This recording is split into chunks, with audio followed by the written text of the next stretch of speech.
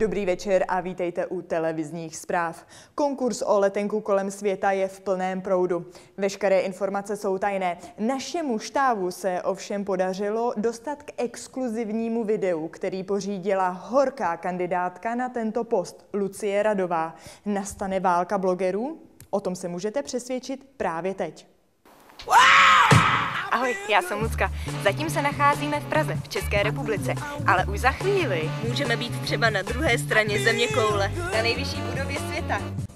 Nebo na tajné misi k zemskému jádru, takže nuda nebude. V mém blogu se bude hlavně objevovat lidé, kultury, vůně a chutě. Cokoliv, na co si vzpomenete.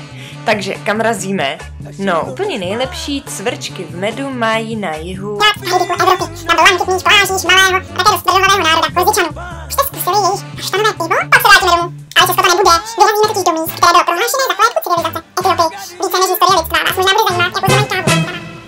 Odborníků se zhasnutými světly jezdí v téhle části světa snad každý. Když jsme cestovali v noci v taxíku z města do města, tak vlastně taxikář musel zhasnout veškerá světla, aby nás vlastně nikdo z dálky neviděl a nemohl nás oloupit.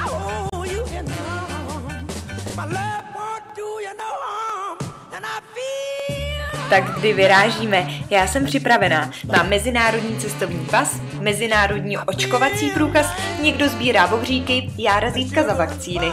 Přátelé, cítím to v kostech. Nejlepší cesta kolem světa právě začíná. Pro dnešek je to ode mě vše. Přeji hezký večer a zítra na viděnou.